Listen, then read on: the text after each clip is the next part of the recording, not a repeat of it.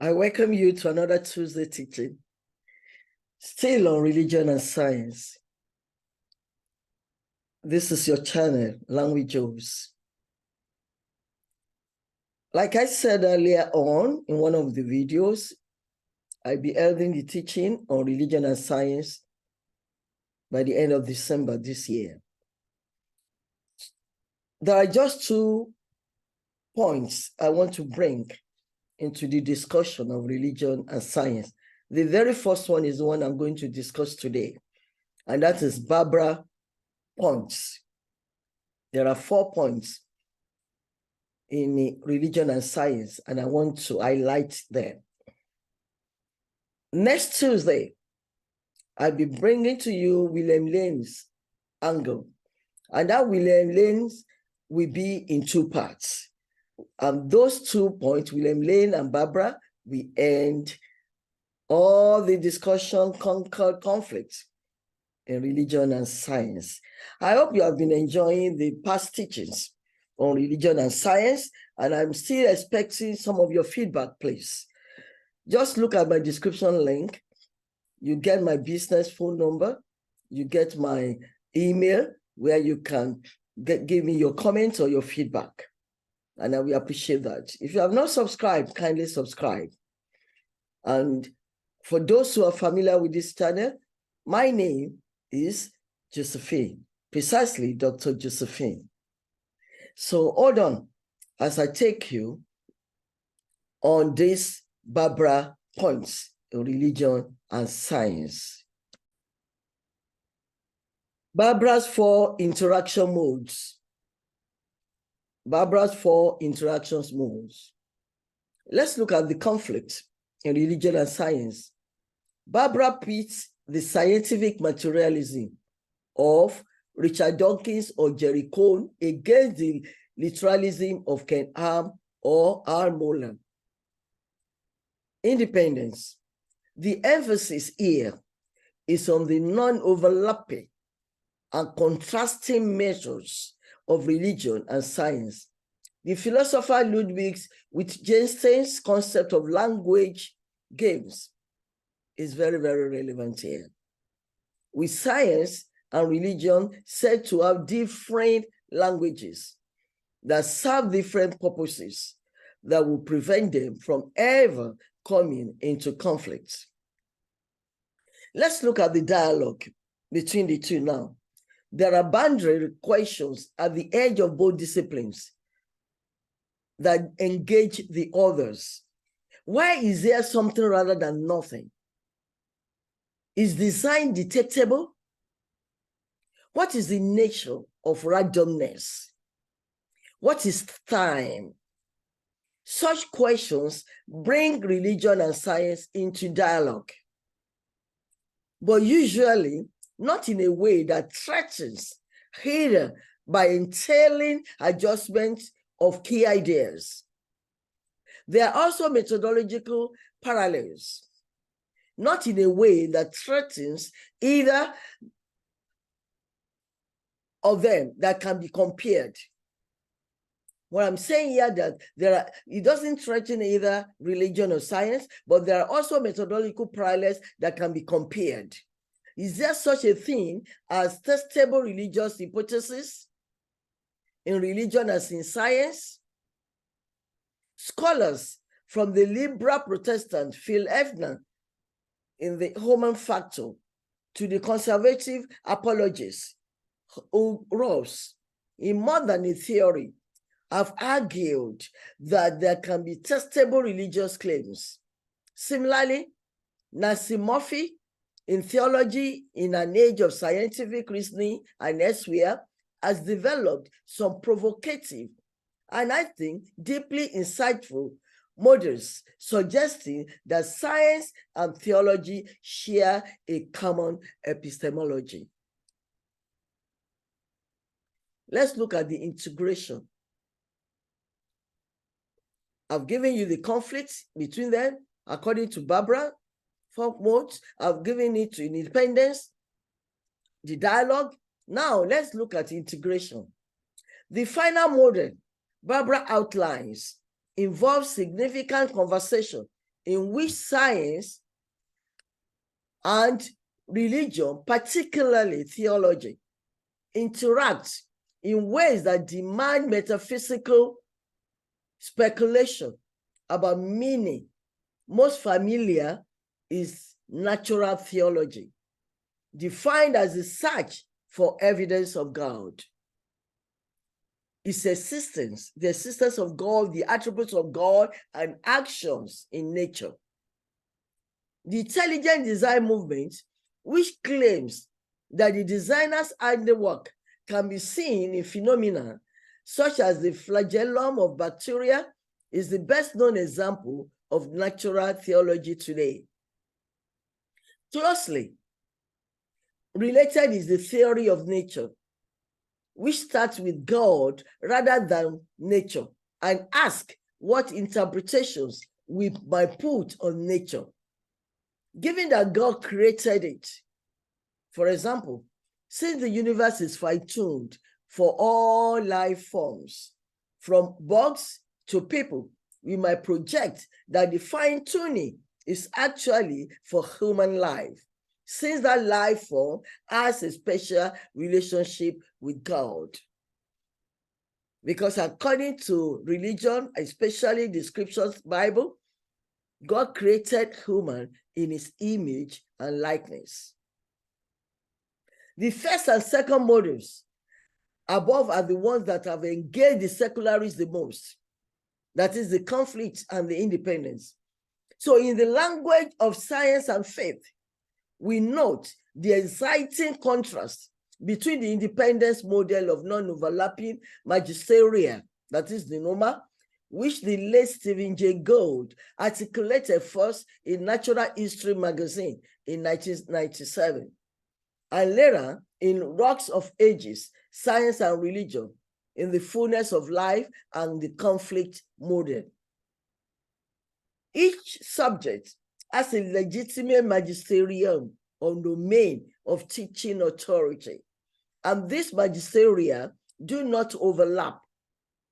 The net of science covers the empirical universe. What is it made of? Fact. And why does it work this way? That's theory. The net of religion extends over questions of moral meaning and value. These two magisteria do not overlap, nor do they encompass all inquiry. Consider, for starters, the magisterium of art and the meaning of beauty.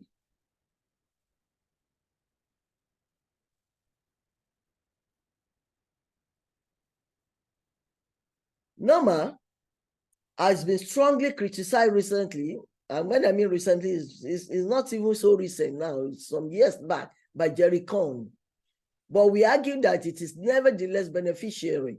NOMA maps much of the relevant terrain, as we have seen, and has to be the starting point for any discussion in science and religion. We must start by understanding that we are not obliged to seek out religious meaning in the esoteric nooks and crannies of contemporary science, as if every fact about the natural world is like a fortune cookie with a little religious message inside. NOMA is a helpful balance to the conflict model. NOMA confronts the enduring but discredited myths that science and religion are forever conflicted. This view, known as the warfare metaphor, originated in a pair of influential and widely read books in the 19th century. Andrew Dixon White's A History of Warfare of Science with Theology in Christendom, and William Draper's History of the Conflict Between Religion and Science. Before the appearance of these books, science and religion, except for the occasional skirmish like the Galileo affair, got along fine and supported one another, as recent scholarship has clearly shown. And even the infamous Galileo affair was nothing like its urban legend would have us believe. Galileo was not tortured, and his so-called imprisonment was confinement to his house. There was a tragic conflict, but not in the sense that polemics like White and Draper portrayed. Given the current highly publicized controversy over evolution, the warfare metaphor can seem too apparent if we forget about all the activity taking place on the media radar. In the big picture, warfare is a minor facet of the interaction between science and religion. Unfortunately, this facet is the most interesting and far away the one likely to appear in any newspaper or social media. But when creation and evolution clash in a courtroom, to take the most familiar example, the daily news fills up with stories reminding us of the supposed conflict between science and religion. There is here comes the Galileo affair again. Template being dusted off and trotted out to make sense of the issue. Imagine an evening news science report beginning with, oh, scientists at Yale University today announced the origins of dark matter. Yale theologians report that this discovery has no relevance to religion. On the other hand, we often hear stories like religious leaders in Kansas City have demanded a meeting with local school board officials to protest the teaching of evolution in local high schools. Just as the majority of scientists work on topics that do not come into contact with religion, so theologians and biblical scholars pursue topics in fields unrelated to science. Topics like the origins and development of scriptures, philosophical solutions to the problem of evil, and the promise of eternal life or life after death. These topics do not connect in any natural way to science. Norma helps by highlighting the extended non-overlapping nature of science and religion. The normal aspect, of course, does not make the news, for alas, it is not news. Who can? Norma, however, compartmentalizes by equating science simplistically with factual knowledge and religion with value or opinion. In that case, there will have been no overlap between the two pursuits, but only if we accept those overly narrow and restrictive definitions. Science is not the only source of factual statements, and there are essential statements made by science that are not purely factual in any straightforward sense. Cosmologists, for example, speak in meaningful ways about the existence of other universes, but these statements cannot be considered factual in the same sense as statements about other planets. In the same way, religion reaches beyond the realm of values and morals. If statements like God exists or child abuse is wrong are considered factual claims about reality, then, according to Norma, they could not be religious statements. On the other hand, few scientists consider statements like this to be scientific. So what kind of statements are they? So the inability of Norma to handle claims like this about reality highlights its limitations as a universally applicable model. God acknowledged that science was limited to making factual claims about the world's physical behavior and therefore provides only a limited picture of reality. Many, however, are seduced by the sources of science into assuming that science can discover all possible facts about the world. The great astronomer, Sir Arthur Eddington, developed a winsome analogy for this assumption, describing the man who set up to study deep sea life using a net that had a mesh size of 3 inches. After catching many wild and wonderful creatures from the depths, the man concluded that there are no deep sea fish that are smaller than these 3 inches in length. No man, do you believe that? While undoubtedly helpful and broadly applicable, is too limiting. His definition of science breaks down at those murky theoretical boundaries where observation becomes impossible, like the claims about other universes. Likewise, religion in almost all of its manifestations is more than just a collection of value judgments and moral directives. Religion often makes claims about the way things are. So that's the 4 interaction modes of Barbour. We have seen it started with the conflict, then independence, started with conflict, independence, and then ended up with dialogue.